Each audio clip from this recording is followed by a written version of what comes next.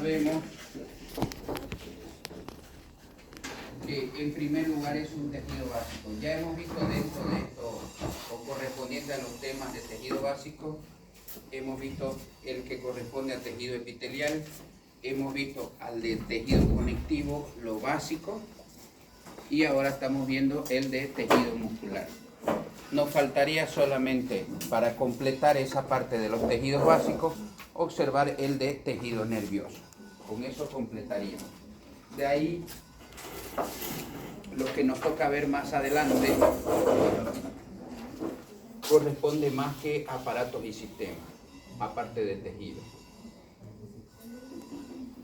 En primer lugar, entonces, como estamos observando, tejido básico. Y su función principal o su característica correspondiente es la de contracción. Pero para mencionar la parte de contracción, nosotros tenemos que tomar en cuenta, mucho depende este sistema de contracción de qué tipo de músculo estamos hablando. Dentro de la clasificación del tejido muscular, nosotros vamos a ver dos principalmente que hemos mencionado. Uno es el estriado y otro es el liso. Y dentro del estriado, y se le da esa denominación justamente porque presenta estriaciones transversales que son visibles en cada uno de ellos. En cambio, el músculo liso no presenta esas estriaciones transversales.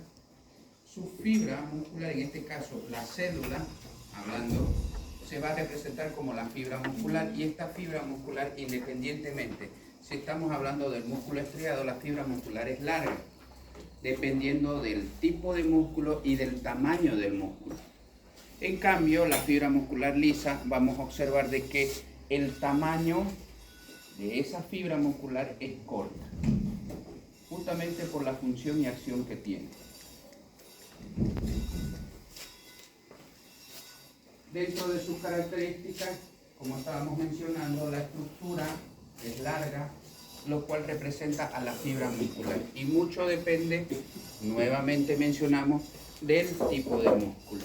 Estas fibras están paralelas y están unidas, nosotros sabemos, por tejido conectivo denso. Independientemente, cuando hablemos de músculo estriado, y dentro de los músculos estriados vamos a subclasificarlo en el esquelético, el visceral y el cardíaco. Ahora, los voluntarios e involuntarios dentro del músculo estriado, voluntario vamos a tener el esquelético y el visceral. El cardíaco viene a ser un músculo estriado involuntario. Como estábamos mencionando, este músculo esquelético está recubierto por tejido conectivo, lo cual le va a dar esa característica con respecto a la fibra muscular, al fascículo muscular y al músculo en total. La fibra muscular va a estar recubierta, sabemos nosotros, por endomisio. Un conjunto de fibras forman un fascículo y un conjunto de fascículos va a estar recubierto por perimisio. Y un conjunto de fascículos nosotros sabemos que forman el músculo en total. Y esto va a estar recubierto por epimisio. Exactamente. Entonces sabemos nosotros, aparte de eso, o sea, de estar ese tejido conectivo ahí, y en general en el músculo, el tejido conectivo ayuda a dar la forma que va a tener el músculo a futuro. O sea, porque ese tejido conectivo lo envuelve. Si no hubiera ese tejido conectivo, las fibras se dirigirían o estarían desarrollándose en distintos sentidos, dirigiéndose a otra estructura. En cambio, ese tejido conectivo, al envolverlo, lo forma o le va a dar esa forma que tiene. Y todas las fibras se van a encontrar paralelas gracias a ese tejido conectivo. Localización, como nosotros sabemos, independientemente está en masa muscular, órganos viscerales y vasos sanguíneos. Independientemente lo que estemos mencionando o denominando con respecto a su localización del tejido muscular. Función, ya hemos mencionado, contracción, y en el cambio de tamaño forma órganos internos. Ahora, nosotros tenemos otras células con capacidad contráctil, aparte de la fibra muscular. Esta vamos a tener las células mioepiteliales, los miofibroblastos y los pericitos. Por ejemplo, los pericitos o pies perivasculares se encuentran principalmente en las arteriolas, o sea, a nivel de los capilares. ¿Se acuerdan cuando hablábamos de tejido conectivo? O sea, este vaso sanguíneo, este capilar, tiene que ser su capa muy delgada para que pueda haber el intercambio entre las estructuras fácil o por simple difusión, que no necesite traspasar muchas capas.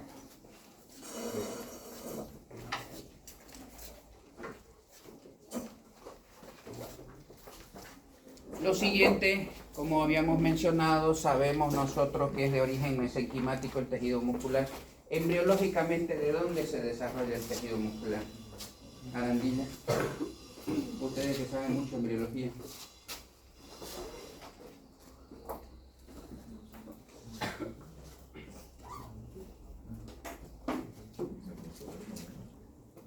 ¿De dónde se deriva? ¿De qué capa germinativa más específicamente?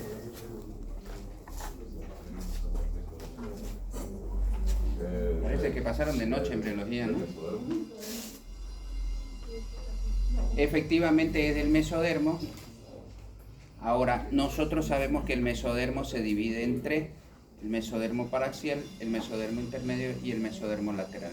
El músculo estriado voluntario deriva del mesodermo paraxial. El músculo estriado involuntario, o sea, llamemos el cardíaco, y el liso viene del mesodermo lateral. Como sabemos entonces, las células musculares son, o están representadas las fibras musculares. Tenemos esas células que generan el movimiento y el contraerse bajo estímulos, o sea, se contraen bajo estímulos y también se relajan de la misma manera. Asociado al tejido conectivo, que le sirve como amarre, como ya habíamos mencionado, acopla la tracción de las células musculares para que actúen en conjunto, ese tejido conectivo. Y conduce a los vasos sanguíneos y la inervación propia de las fibras musculares. O sea, estamos hablando del tejido conectivo, cómo se asocia al músculo. Como habíamos visto, la clasificación estriado liso. La subclasificación dentro del estriado, el esquelético, el visceral y el cardíaco. El esquelético, como su nombre lo indica, está en relación con el esqueleto. Ustedes pueden, todos los músculos relacionados a esa estructura, entre músculos del cuello, la cabeza, miembro, tórax, abdomen, todos esos músculos están relacionados con el sistema óseo. Entonces, por eso se les denomina músculo esquelético. El músculo visceral, que también es voluntario y es estriado, se le denomina o se le va a dar la relación con las vísceras, en este caso con tubo digestivo principalmente. ¿Dónde encontramos, por ejemplo, músculo visceral? En la lengua. En la lengua. ¿Dónde más? Esófago, 2/3 superiores. Y hay un lugar muy importante que es el que les deja llegar al baño. ¿Cuál? ¿El colon? No. No, recto tampoco. ¿Cuál es la estructura que les deja llegar al baño?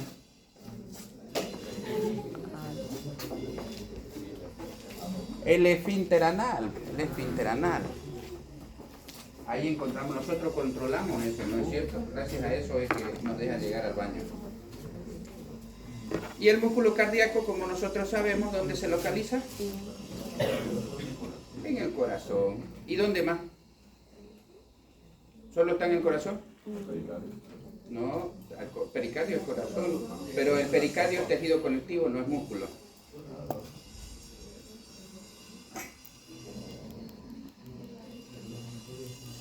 En el inicio de los grandes vasos, arteria aorta, arteria pulmonar, ahí encontramos también músculo cardíaco, en el inicio de esos grandes vasos, no se vayan a confundir. Ahora, hablando del corazón, ya vamos a llegar al corazón. ¿Cuáles son las capas del corazón?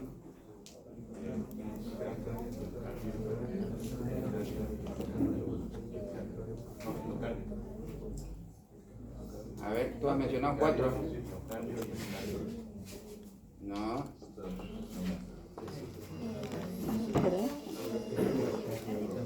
A ver, otra vez, más fuerte, no escucho. De adentro, ¿cuál es el de adentro? Endocardio. El de en medio, miocardio. Y el de afuera, epicardio. El pericardio es una pleura, no se olvide, no forma parte directa con el corazón. Así como la pleura pulmonar, el peritoneo a nivel abdominal, todos son mesos. Nosotros tenemos que ver, y se menciona también la parte de estructuras con nombre propio, podríamos decirlo así, dentro del tejido muscular. Así como hemos visto el epitelio o los epitelios con nombre propio, era para asociarlo principalmente, porque por ejemplo el epitelio plano, nosotros sabemos, plano simple, está en varias zonas del cuerpo. Entonces nosotros, para denominar un lugar específico, por ejemplo mencionamos el endotelio. ¿Dónde está ese endotelio? A nivel vascular. ¿Y qué epitelio era? Plano simple. Lo mismo vamos a hacer aquí a nivel muscular. Vamos a tener la denominación de estructuras que ya hemos visto, pero que corresponden principalmente a tejido muscular. Por ejemplo, el sarcolema representa la membrana celular de esa fibra muscular. El sarcoplasma está hablando del citoplasma de la fibra muscular. La sarcómera nosotros sabemos que es la unidad contráctil, o sea, básica y contráctil de esa fibra muscular. Ya vamos a ver qué estructuras componen la sarcómera. Retículo sarcoplasmático está hablando de retículo endoplasmático liso, que forma una red alrededor de las miofibrillas. Esto es lo que va a comprender hablando de la cisterna. Esa cisterna viene a ser un conducto anular, dice, del retículo sarcoplasmático. O sea, son prolongaciones de este retículo sarcoplasmático. Ahora, el túbulo T está hablando, o es una imaginación de la membrana plasmática. ¿Dónde tenemos la membrana plasmática? En el sarcolema. O sea, es una prolongación de ese sarcolema, o el túbulo T. Se habla de triadas y diadas. Triada está en relación con el músculo estriado, esquelético y visceral principalmente, donde va a estar representado por un túbulo T y 2 cisternas. Ese túbulo T, ¿de dónde viene? Hemos dicho de la membrana plasmática. ¿Qué es lo que representa la membrana plasmática? Sarcolema. Y si estamos hablando de las cisternas, son prolongaciones del retículo sarcoplasmático. ¿Qué representa ese retículo sarcoplasmático a nivel de las estructuras de las células? ¿Qué representa? No, retículo sarcoplasmático. Ahí dice retículo endoplasmático liso, no se olviden.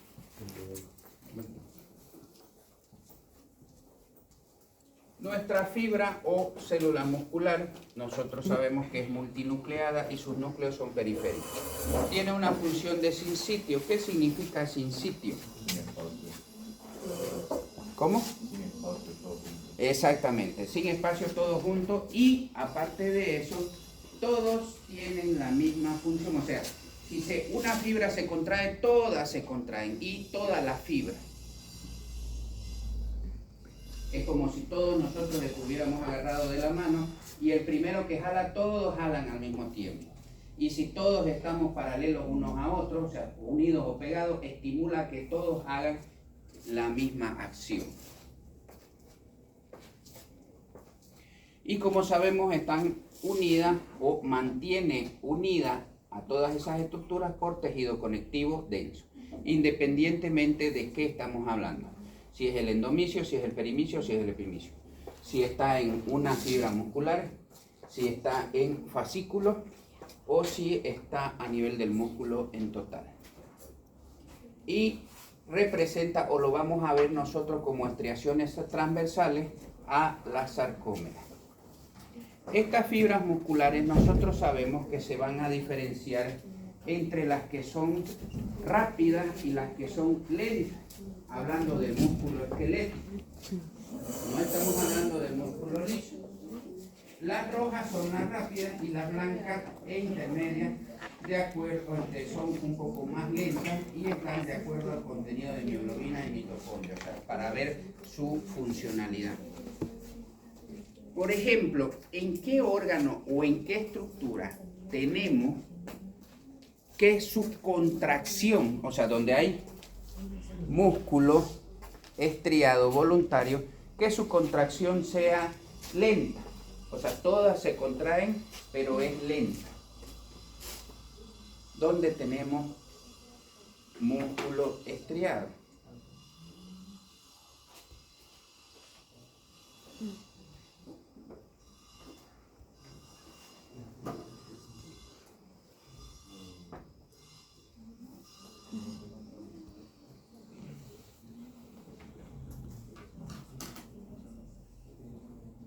¿Ah?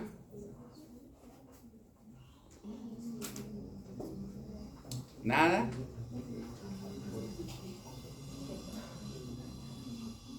Definitivamente el frío les afecta a las neuronas, creo, ¿no? Así como el músculo es lento, ustedes están lentos ahora.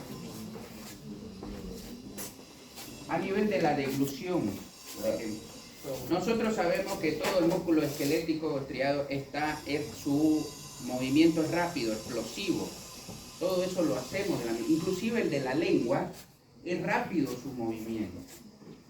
Pero nosotros tenemos también músculo estriado en zonas donde su contracción tiene que ser lenta, por ejemplo en la deglución. Y el peristaltismo de ese esófago en su inicio es lento. ¿Qué sucede si tratamos de tragarlo rápido las estructuras? Se atora, inclusive con aire se puede atorar. Hay obstrucción. ¿Cuál es su estructura en el interior de ese músculo esquelético? Las miofibrillas. O sea, ya hemos visto desde lo más grande hasta lo más pequeño. En este caso estamos viendo lo más pequeño. O sea, tenemos el músculo en total, tenemos el fascículo, del fascículo estamos viendo la fibra muscular y de esta tenemos la miofibrilla. Y esta miofibrilla dentro de él va a tener todavía estructuras más pequeñas que son los miofilamentos.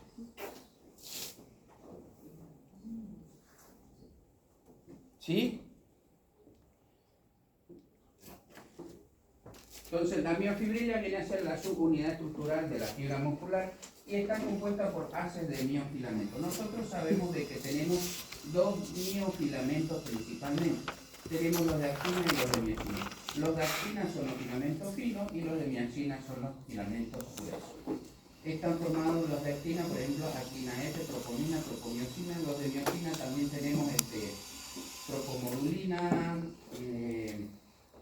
ahorita vamos a ver, calmodulina, todas esas proteínas están perteneciendo a las miosinas.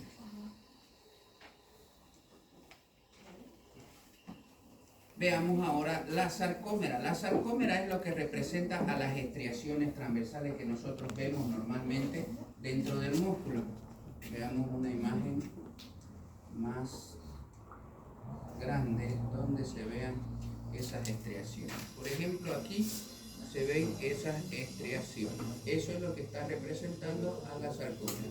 Aquí, por ejemplo, músculo, fascículo, fibra, miofibrilla. Y dentro de esa miofibrilla, miofilamento.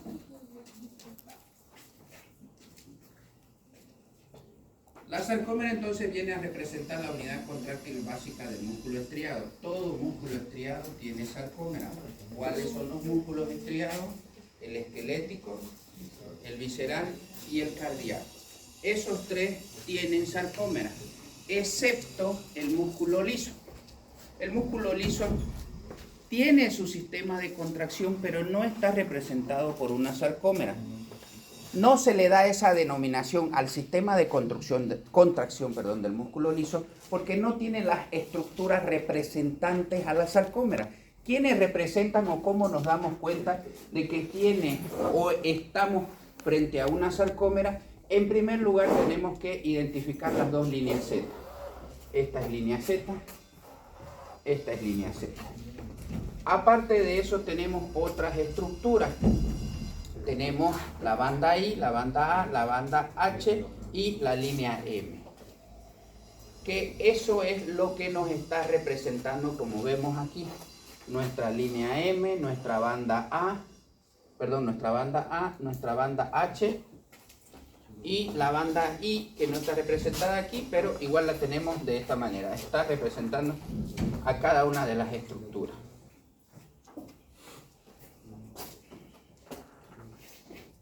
Ahí tenemos nuestra banda I. Está la banda I, la banda A, la banda H y la línea M. Por ejemplo, la banda A, si no me equivoco, cuando se contrae, la banda H es la que desaparece cuando se contrae esa sarcómera. Porque nosotros vamos a observar de que tiene un sistema de contracción y un sistema de relajación. ¿Dónde había bloqueo putiniano? En su cama, yo creo que ahí había bloqueo. Ahora, como estábamos mencionando, habían dos tipos de filamentos. Los filamentos de actina, que son finos, y los filamentos de miosina, que son gruesos. Cada una de estructuras, como estamos viendo en la imagen de más abajo, tiene como unas cabecitas o salientes que son proteínas. Por ejemplo, esta es miosina, esta es troponina, que nos está representando a la parte de contracción. Porque la contracción, si bien de esta sarcómera es que se entrelaza entre ambas estructuras, pero nosotros vamos a observar de que también es un sistema de rosca, o sea, hay esa proteína que se adhiere, o sea, de la miosina se adhiere a la actina y luego se desacopla, se vuelve a contraer, tiene una parte donde se flexiona y por último se libera para hacer justamente ese sistema de contracción. Y nosotros lo vamos a observar y lo vamos a ver, como habíamos dicho. No sé dónde me sacaron esta foto, para representar justamente la parte muscular. Estas son las estriaciones transversales que estamos viendo de cada fibra muscular y este es un corte longitudinal. Para dibujarlo en el microscopio tenemos que dibujarlo justamente de esa manera. En un corte longitudinal donde se vean las fibras musculares y las estriaciones que estamos viendo, las estriaciones transversales y en un corte transversal. Cada una de esas representa una fibra muscular donde habíamos dicho es multinucleada y sus núcleos son periféricos. Corte longitudinal para dibujar, corte transversal. Así tenemos que recubrir. Y este es el tejido conectivo que lo recubre.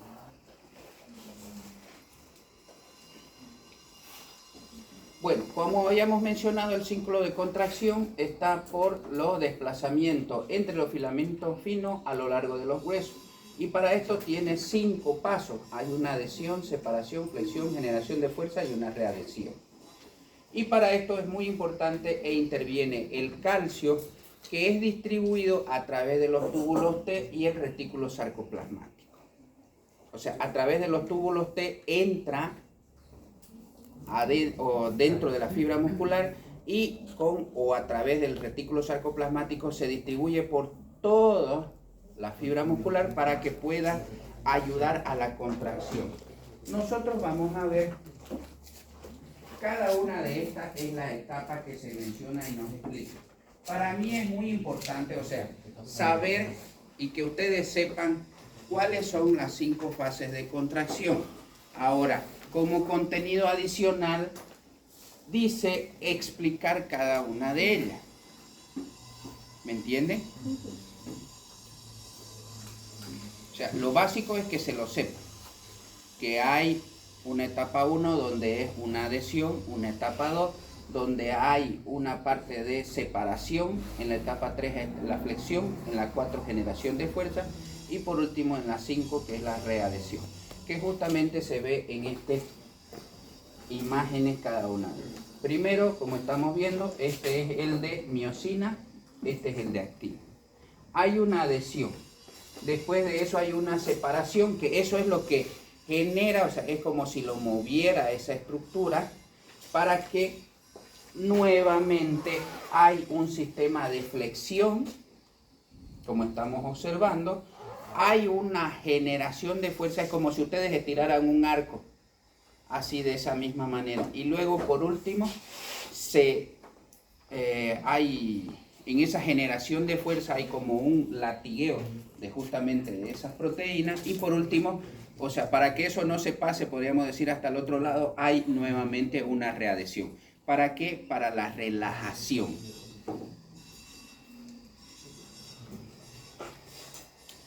Hablando de las triadas, habíamos dicho la triada está representada por un túbulo T y 2 cisternas.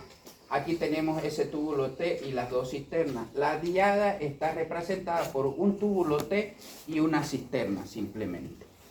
En el músculo cardíaco tenemos las diadas y en el músculo esquelético y visceral están las triadas. Aquí nos está representando igual de la misma manera la triada que ya habíamos explicado y visto. Nuestro sarcolema, nuestro sarcoplasma, la triada, el retículo sarcoplasmático y los túbulos T. Nos está mostrando ahí.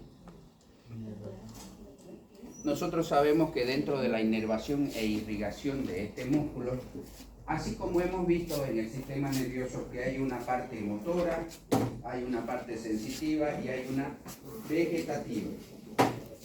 Entonces, igual de la misma manera, a nivel muscular tenemos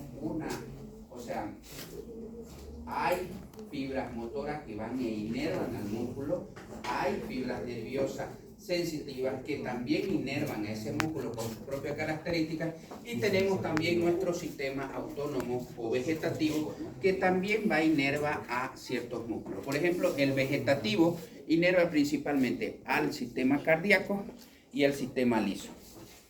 El esquelético y el visceral tenemos sistema motor y sensitivo a ese nivel. ¿Para qué nos sirve? Para la contracción del músculo, ayuda al estímulo.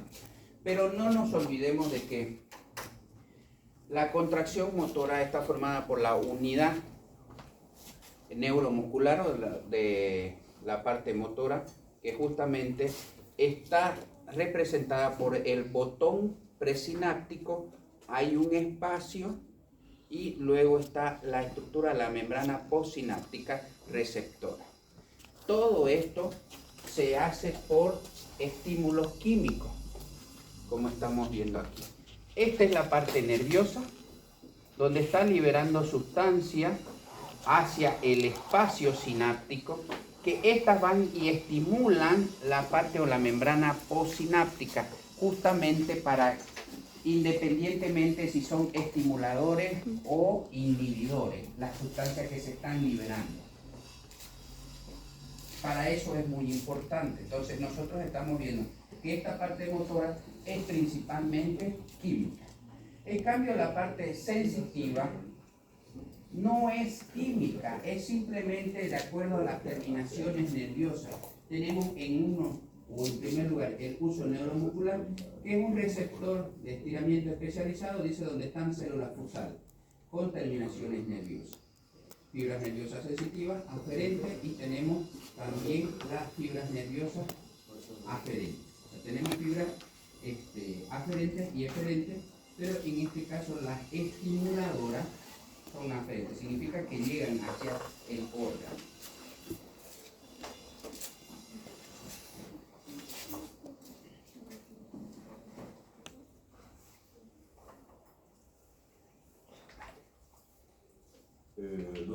¿Qué significa ACH? Acetilcolina.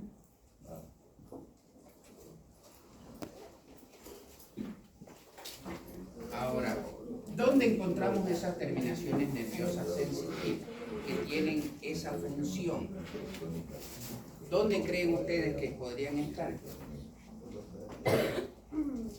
¿Dónde o qué tenemos órganos sensoriales? Muy importante.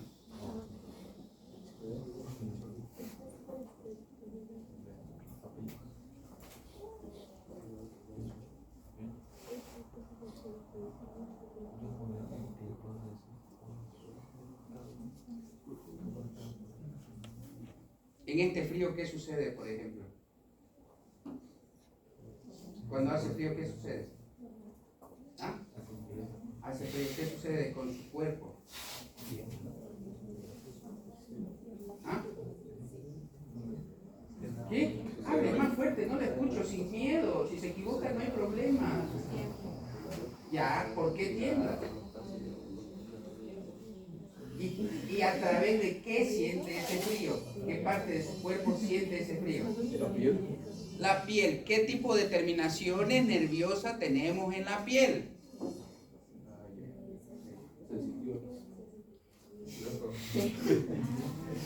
A veces me asombra su respuesta realmente. Estamos hablando de la sensitiva, pero ¿cómo se llaman? ¿Cómo se denominan? Los corpúsculos que hemos visto de Meissner, de Krauss, Ruffini. Aparte de eso, ¿qué más tenemos? Tenemos también otros tipos de terminaciones a nivel de la piel, o sea, del tacto, ¿ves? También. Y tenemos a nivel de todos los órganos de los sentidos, o sea, hablando de la piel, es un órgano del sentido, que es el tacto. Tenemos a nivel de la vista, a nivel de la lengua. En la lengua, ¿qué se denominan las estructuras sensitivas? Las papilas gustativas. Muy bien. ¿No ven? Ustedes lo saben, yo sé que ustedes lo saben. Ahora falta que ustedes sepan lo que saben.